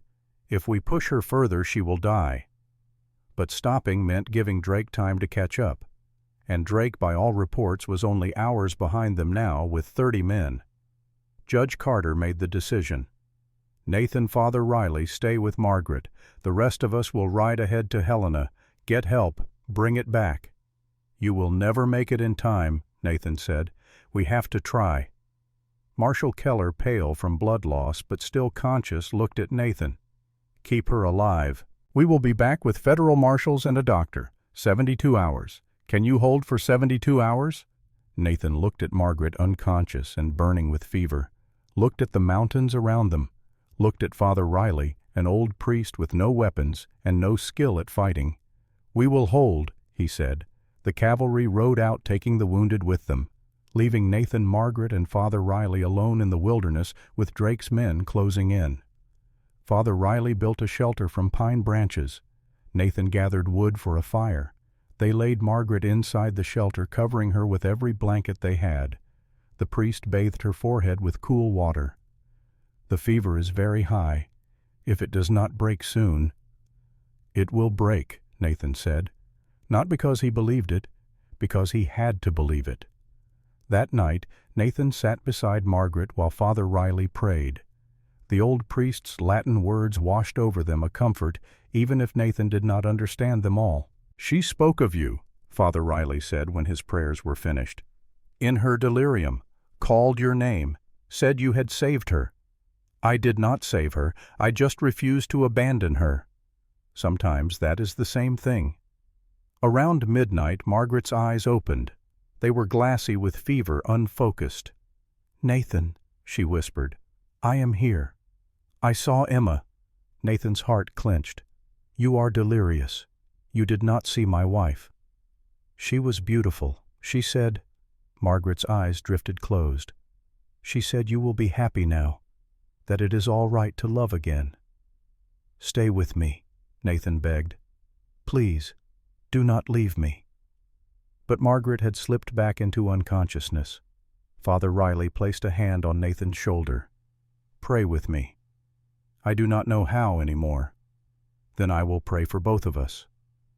Nathan knelt beside the priest and closed his eyes. For the first time in 5 years he truly prayed, not the desperate bargaining from before, but honest prayer, raw and real and full of pain.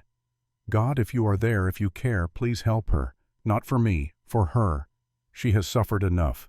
She deserves to live, to be happy, to know love. Please." Dawn came, and with it the sound of horses. Nathan grabbed his rifle and stepped outside the shelter.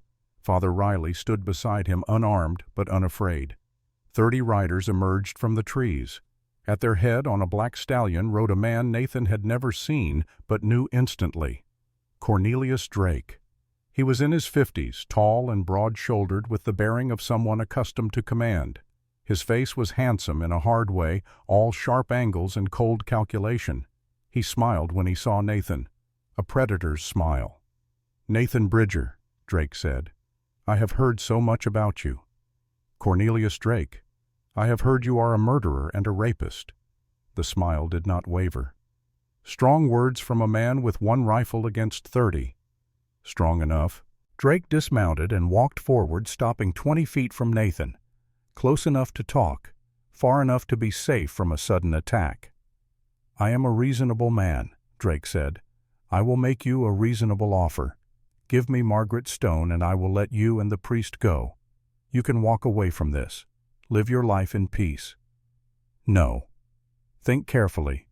I have 30 men. You have 1 rifle. You cannot win." "Maybe not, but I can kill you before I go down. And I promise you, if you take 1 more step toward that shelter, that is exactly what I will do." Drake's eyes narrowed. "You would die for a woman you have known less than 2 weeks." "Yes." "Why?" "She is just an oversized half-breed who was too ugly to find a husband." Nathan raised the rifle, aimed it at Drake's heart. "One more word about her and I pull this trigger.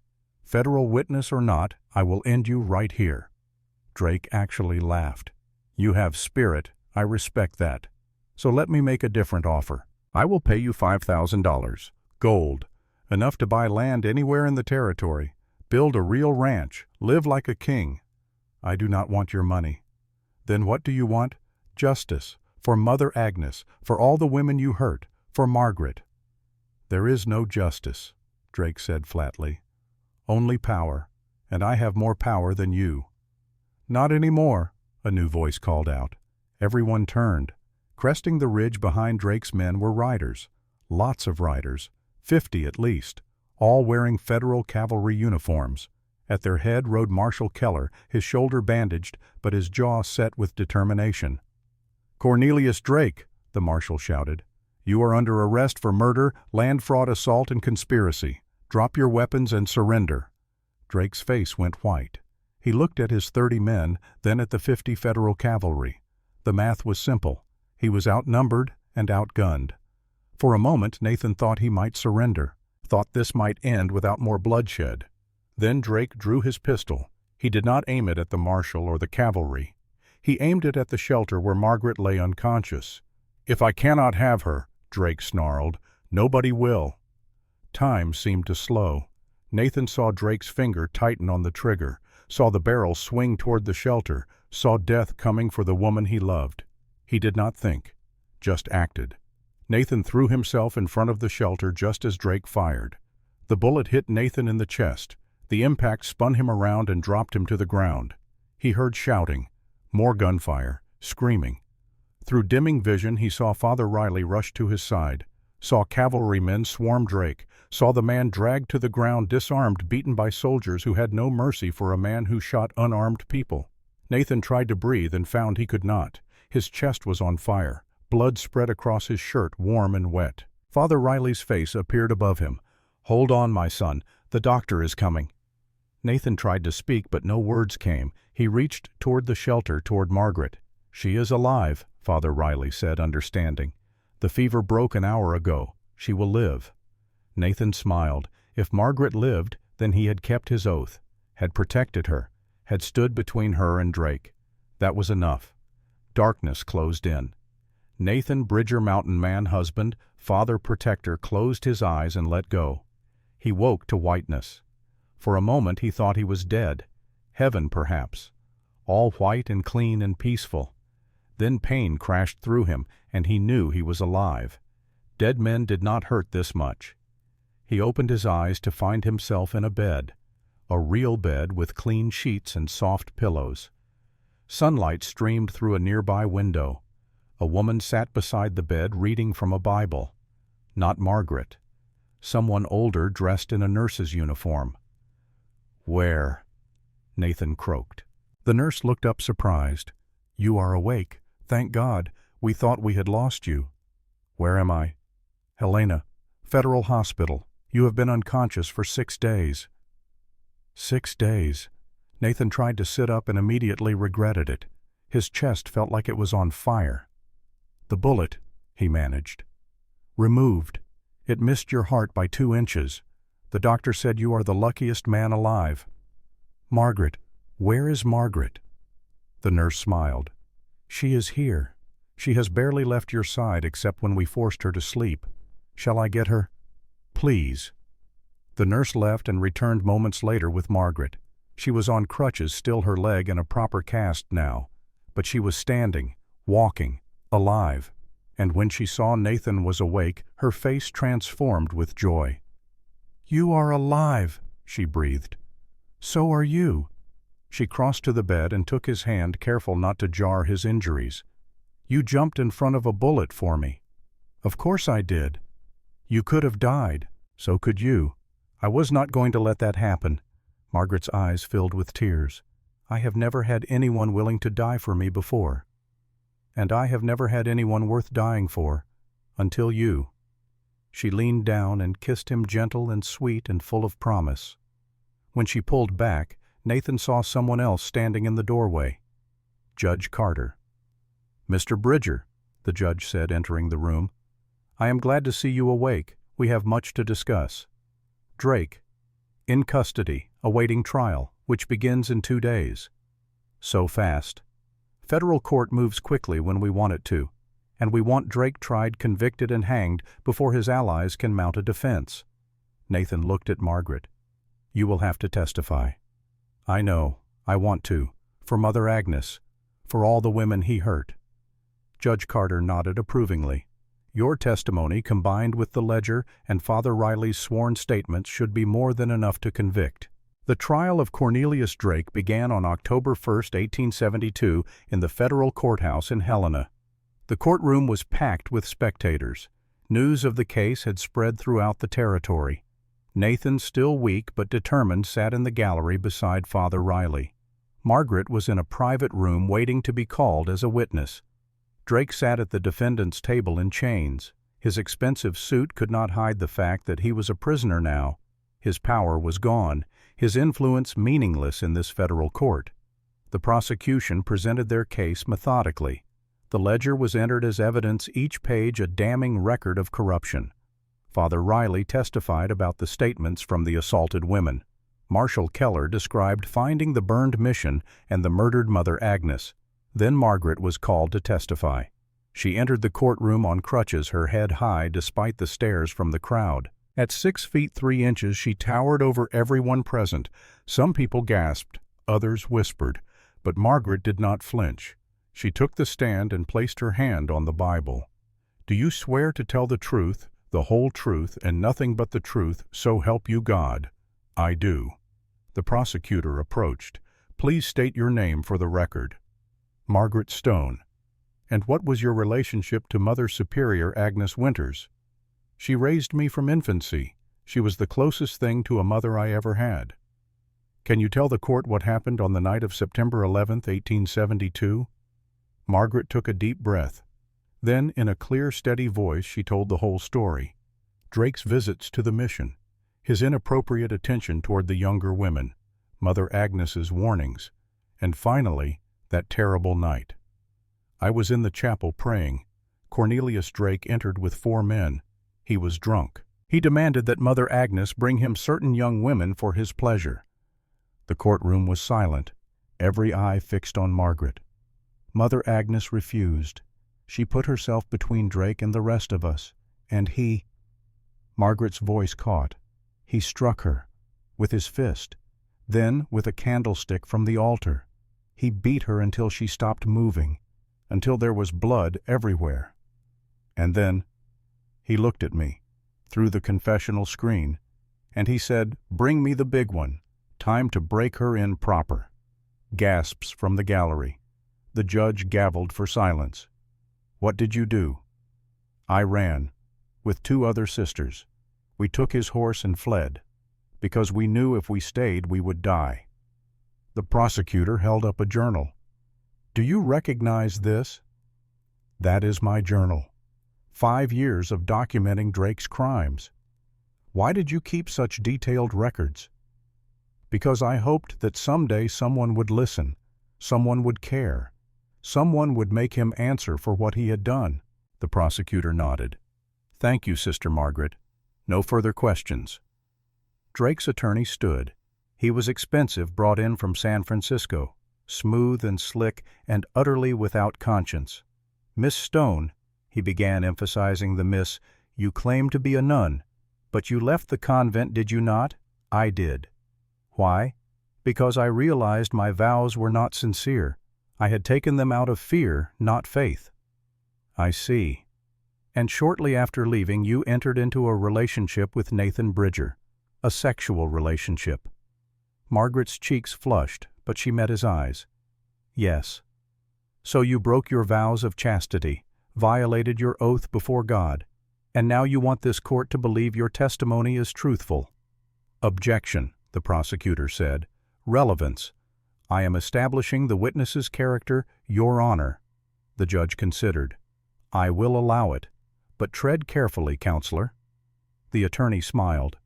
Miss Stone, is it true that you are unusually large for a woman? Yes. 6 feet 3 inches tall, nearly 200 pounds. Yes. Strong enough to overpower most men, I suppose. Strong enough perhaps to beat an old woman to death with a candlestick. The courtroom erupted. The judge gavelled for order. Nathan started to rise from his seat, but Father Riley held him back. Margaret's voice cut through the chaos. "I did not kill Mother Agnes. Cornelius Drake did." "So you claim. But we only have your word. You, a woman who broke her sacred vows, who engaged in fornication with a man she barely knew, who now accuses a pillar of this community of terrible crimes." Objection. The prosecutor was on his feet. "Counsel is testifying." "Sustained," the judge said. "The jury will disregard that last statement." But the damage was done. The attorney had planted doubt, made Margaret seem untrustworthy. No further questions. Margaret left the stand, her face pale but composed. As she passed Drake, he smiled at her. A cold, cruel smile that said he thought he would win. The trial continued for 3 more days. The prosecution called witness after witness, women who testified about Drake's assaults, families who described how he had stolen their land, officials who admitted taking bribes. The defense tried to discredit each one, called them liars, opportunists, people seeking revenge against a successful man. On the 4th day, the prosecution rested their case. The defense called only one witness, Cornelius Drake himself. He took the stand, looking confident, righteous even. "Mr. Drake," his attorney began, "did you kill Mother Superior Agnes Winters?" "I did not." "Did you assault the women who have testified against you?" "I did not." "Did you engage in the land fraud and bribery detailed in the ledger?" "That ledger is a forgery, created by people who envy my success." "Then how do you explain the testimony of Margaret Stone?" Drake looked directly at the jury. "Margaret Stone is a disturbed woman. She was obsessed with me. When I rejected her advances, she became angry, violent. She killed Mother Agnes in a rage and blamed me to cover her crime." The courtroom erupted again. Nathan surged to his feet, but federal marshals were already moving to restrain him. "That is a lie!" Margaret shouted from the gallery. The judge gavelled furiously. "Order, I will have order, or I will clear this courtroom." Drake continued as if nothing had happened. "I am a simple businessman who tried to help that mission, to help those orphans, and this is how I am repaid, with lies and accusations from a woman who is clearly unwell." His testimony was smooth, convincing, and completely false. But would the jury believe it? The closing arguments were brief. The prosecution laid out the evidence methodically. The defense appealed to emotion, painting Drake as a victim of jealous, vindictive women. The jury retired to deliberate. Nathan sat with Margaret in the hallway outside the courtroom. Father Riley prayed quietly. Judge Carter paced. "What if they believe him?" Margaret whispered. "They will not." "But what if they do?" Nathan had no answer for that. 2 hours later, the jury returned. The foreman stood. "We, the jury, find the defendant, Cornelius Drake, guilty on all charges." The courtroom exploded with noise, some cheering, some protesting. Drake's face went white with shock. The judge gavelled for silence. "Cornelius Drake, you have been found guilty of murder, assault, land fraud, and conspiracy. The sentence for these crimes is death by hanging. You will be executed 1 week from today. May God have mercy on your soul." Drake was dragged from the courtroom screaming that he was innocent, that this was a travesty, that they would all regret this. But his screams meant nothing. Justice had been served. Margaret collapsed into Nathan's arms, sobbing with relief. "It is over. It is finally over." "Yes," Nathan whispered, holding her tight. "It is over." 1 week later, on October 10, 1872, Cornelius Drake was hanged in the public square in Helena. 500 people attended. Margaret and Nathan were among them, standing at the back of the crowd. Drake was led to the gallows in chains. He looked smaller somehow, diminished, all his power and arrogance gone. His last words were defiant. "This territory will regret this day. You destroy the man who brought you civilization. Without me, you will fall to chaos." The trapdoor opened. Drake fell. He died slowly, taking nearly 4 minutes to strangle. The hangman had miscalculated the drop. It was not the clean death of a broken neck, but the agonizing death of suffocation. Some said it was fitting. Others said it was cruel. Nathan did not know what he felt, mostly just tired. When it was over, Margaret whispered a prayer in Latin. Requiem aeternam dona I Domine. Grant him eternal rest, Lord. Even monsters deserve prayer, Nathan asked. Especially monsters. Their souls need it most. They walked away from the gallows hand in hand. 5 days later they were married. The wedding took place in the small Catholic church in Helena. Not a grand affair, just 20 guests. Judge Carter, Marshal Keller, Father Riley, and a few others who had helped them. Margaret wore a simple white dress specially made to fit her tall frame. She looked beautiful, radiant. Nathan wore a borrowed suit and felt awkward in it. But when he saw Margaret walking toward him, all awkwardness vanished. Father Riley performed the ceremony. Do you, Nathan Bridger, take Margaret Stone to be your lawfully wedded wife? I do. Do you, Margaret Stone, take Nathan Bridger to be your lawfully wedded husband? Margaret had to bend down 5 inches to look Nathan in the eye. She smiled, tears streaming down her face. I do. 1,000 times I do. Father Riley blessed them. Margaret Stone, you are no longer bound by vows made in fear. God has freed you to love. Nathan Bridger, you are no longer bound by grief. God has given you a new future. Go forth as husband and wife. Love one another. Serve one another. And may your union be blessed with joy. They kissed as the small congregation applauded. Afterward, at a simple reception, Judge Carter raised a glass in toast. To Nathan and Margaret, 2 people who proved that love is stronger than fear, that justice is stronger than power, that ordinary people doing extraordinary things is what keeps darkness at bay. They drank and celebrated late into the evening. That night, in a small room at the boarding house, Nathan and Margaret consummated their marriage properly, slowly, tenderly, learning each other all over again. I love you, Margaret whispered in the darkness. I love you too, now and always.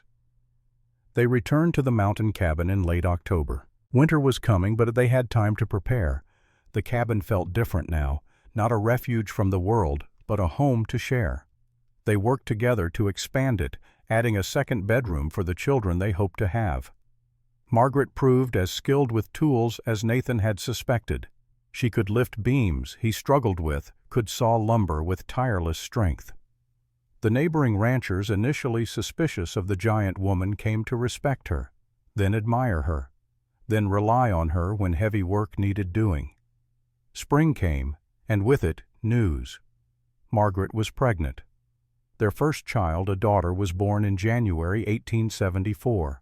They named her Emma, after Nathan's first wife. Will she mind? Margaret asked, holding the baby. That we used her name. I think she would be honored. Their second child, a son, came in 1876. They named him Daniel after Nathan's first son. And their third child, another daughter, arrived in 1878. They named her Agnes after Mother Superior. The children grew up strong and healthy. Emma inherited her mother's height, reaching 6 feet by age 14. Daniel was gentler, scholarly, preferring books to hunting. Agnes was fierce and determined, wanting to become a nun like her namesake. Margaret taught them all to read Latin, to think critically, to stand up for what was right. Nathan taught them to hunt to survive, to keep their word.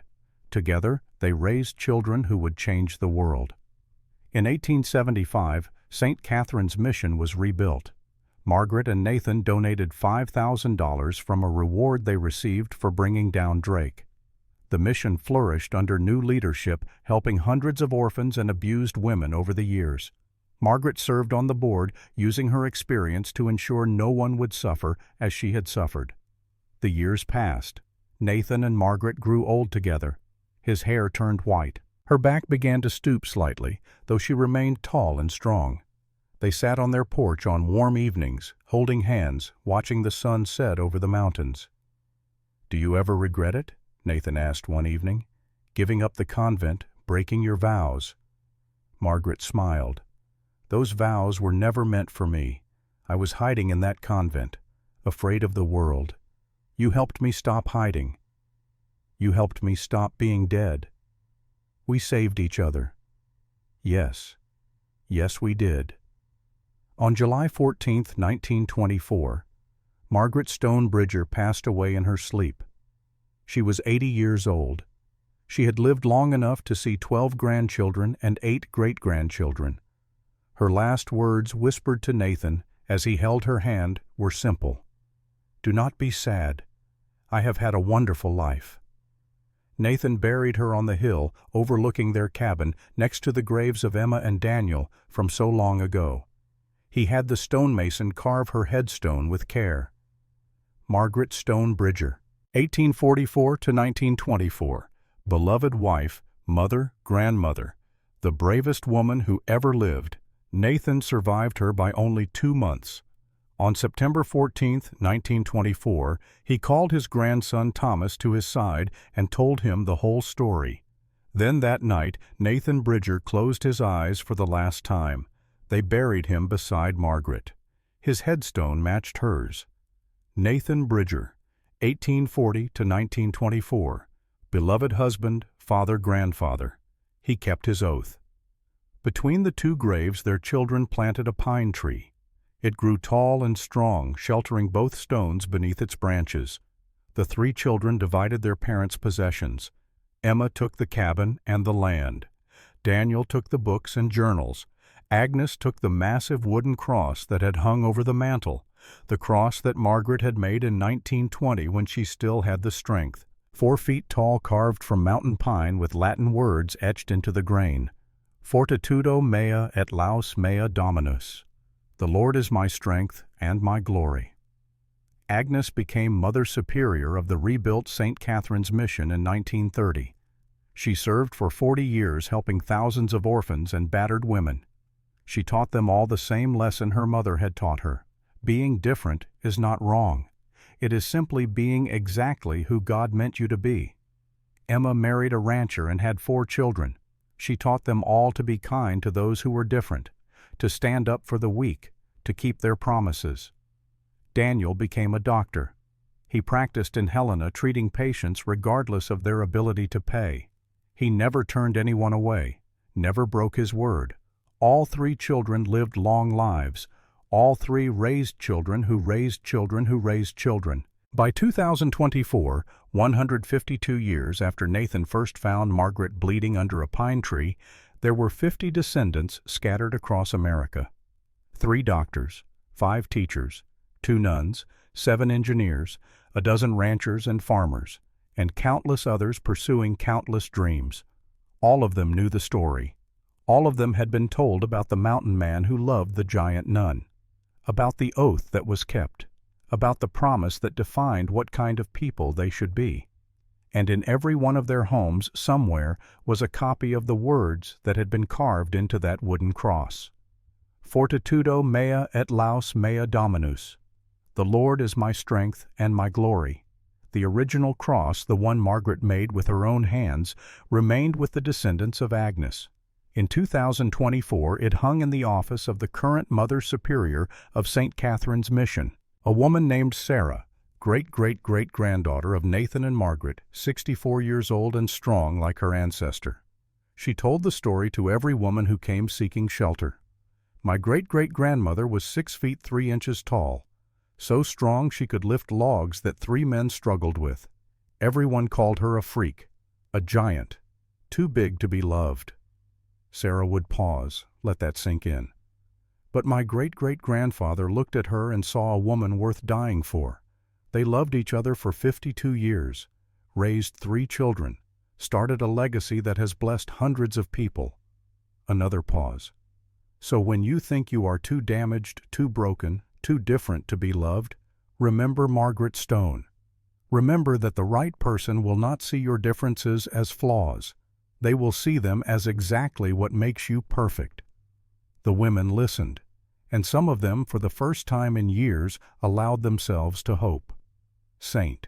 Catherine's Mission still operates today, still helps 200 orphans and 50 abused women every year. still teaches that being different is not wrong, and on the wall of the main hall hangs a portrait. Two people painted from an old photograph, a man of average height with kind eyes and weathered hands, and a woman towering over him 6 feet 3 inches of strength and grace and unconquerable spirit. Beneath the portrait a bronze plaque. Nathan Bridger and Margaret Stone Bridger, 1872 to 1924. They kept their oath. They loved until death. They showed us that ordinary people doing extraordinary things is what keeps darkness at bay. The mountains still stand. The cabin still exists, preserved now as a historical site. And on quiet evenings when the wind blows just right through the pines, some people swear they can hear it.